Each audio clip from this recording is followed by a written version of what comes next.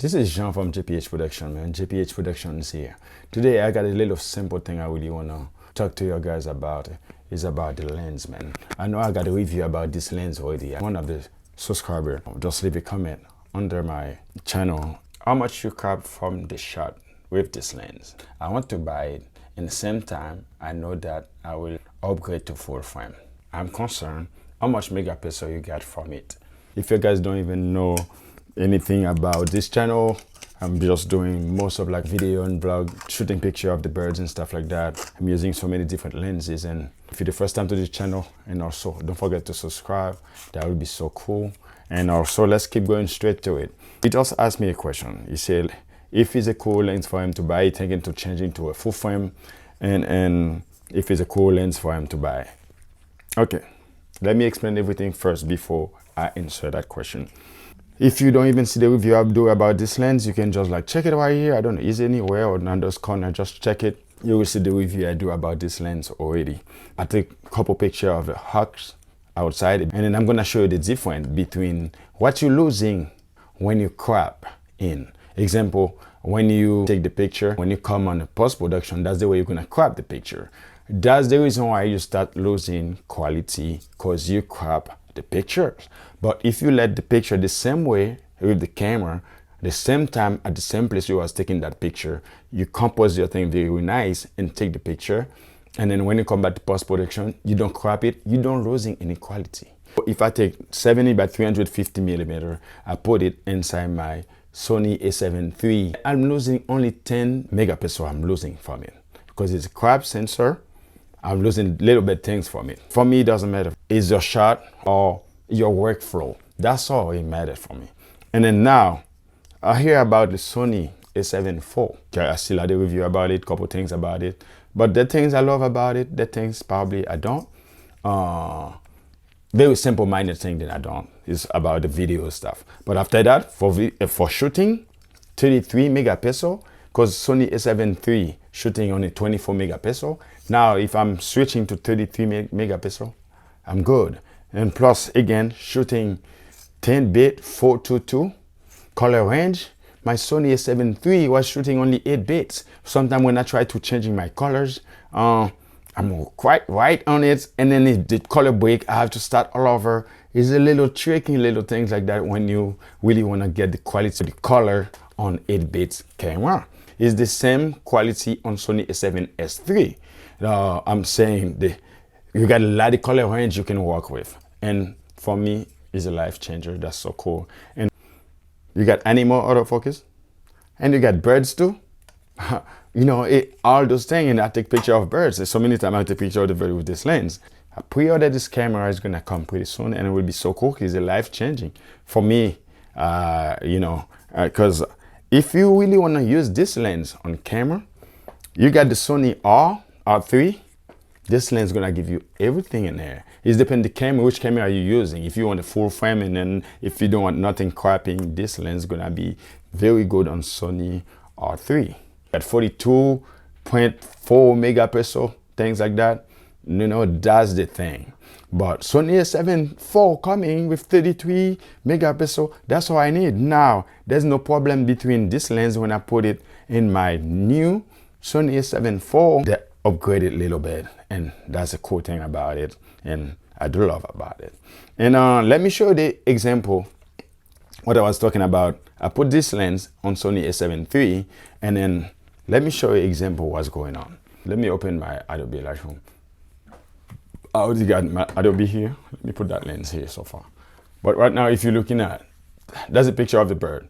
I'll take the picture just like that. This one is a raw file, first of all. It's a raw file. I don't touch it, no color yet, nothing yet in there. But what I'm gonna do, let me show you something.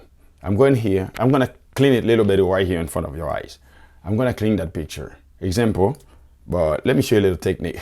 Option, I'm using Mac. I press Option, and then take that knob here, the exposure. You know, if you go too high, it will let you see. Look at the range. But as soon as you press Option using this knob like this, look what's going on. You don't see the picture, but you can see right here. You see, it brightens that thing for you completely.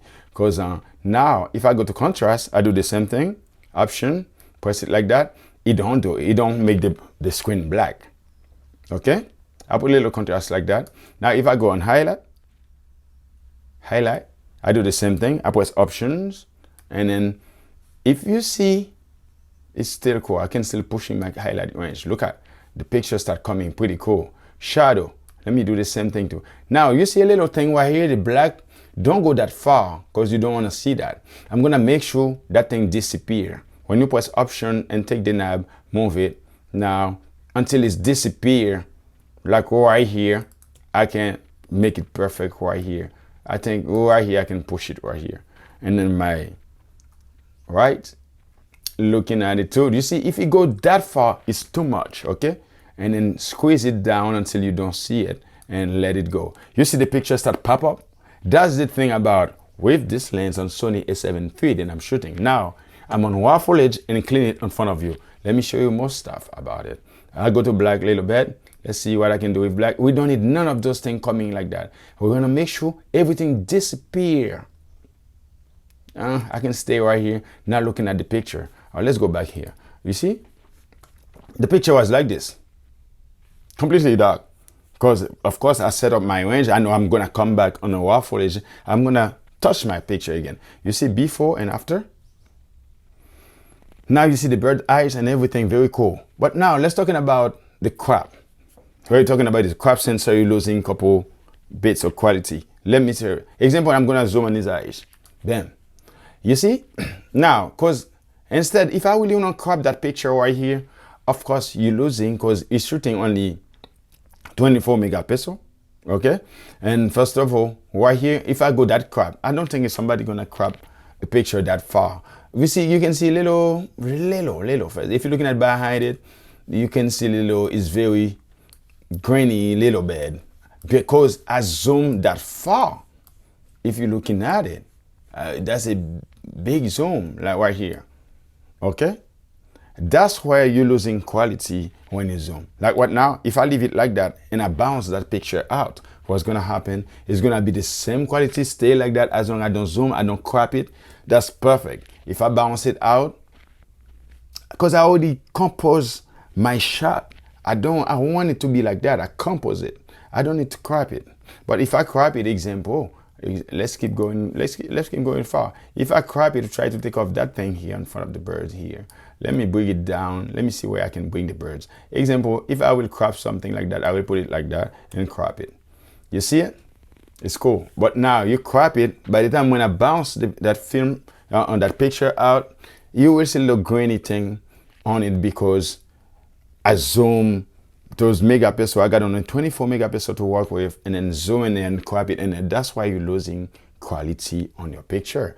But if your picture just stay the same way it is, let me undo it. If it stay, undo it again. If it stay the same way it is, there's no problem with that, man. It's all about the workflow. That's all. It depends to your budget. This lens is it's pretty good. It's a good lens. Honestly, yes, it's a good lens. But it depends to which camera you're gonna put it on it, you know, to not losing quality or not cropping your pictures. That's all very simple, man, things. I really wanna mention it a little bit because I got somebody just asked a question and I said, let me make a little bit video about it. And first of all, what I really wanna tell you guys is you don't have to break a bank to buy the highest quality things. It depends. If you got the money, just buy it. You want your workflow, everything looking that nice, do it. But you don't have to do that. And all of this is all about the skills behind the camera. That's all. I can still make this lens work on Sony A7IV. I still make it work like I show you right now. And then guess what? You see this picture right now, I will finish to fix. I can go back again. Example, another bird. I'm gonna take another one, like this one. I can take this one, what I do? I come back here, I copy. Okay, I already copy my set and then drop it on it here. Bam, you see it's popping here? Now already the first picture I already clean. The only thing I have to do is the same setup, same everything, just copy it and then drop it on it and pop it. That's why when we're shooting in raw footage and then you clean it on post-production, you clean it, it's so easy. Every bird's what now, if I take this one and paste it here, bam, the picture pop up. And then like that, I don't need to crop it. I don't need to do anything. It still stay with that megapixel over here with it, and then bounce it out, and then the picture still look sharp. That's all. It's all it takes is skills behind the camera when you do your thing. And also, by the time I'm talking about this lens, you can find the links of this lens on the description below. I'm gonna leave it right here. You can find everything more detail about this lens if it's something you really want to purchase. But honestly, on my opinion, is a great lens. For Sony A7 IV now, when it's coming, I put this lens in there, it's gonna be bread and butter. That's it. I really want to tell you guys. The great thing about when that setup, you see the thing I show you guys, the way to clean the picture. Now I can go anywhere. I just drop it, like I said. Bam, the picture right now. That's why I'm gonna finish that picture in a minute. Done. You see, look at that.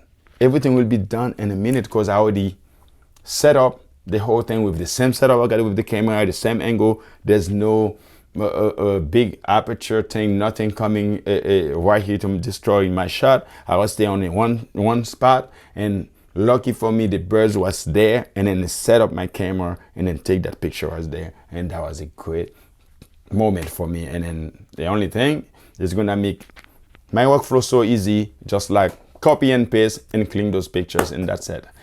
Let your workflow speak for you. That's all. Yes, it's a great lens again. Okay, it depends which camera you put it in there. Like the guy was asking me. Okay, that's all. Just go for it, man, and work with it, and then learn your gear. That's all, man. Anything you do in life, take your time, learn it, search about it, and then be an expert about what you're doing. If you're not the first time, my subscribers already know we got contests all the time inside this channel. It's been a while since I got my last contest. Sometimes I really want to know your thought, what you wish to have on a contest one day. Maybe I can make that dream come true. Let me know. And you guys already know. See you next time, man. Have a nice day.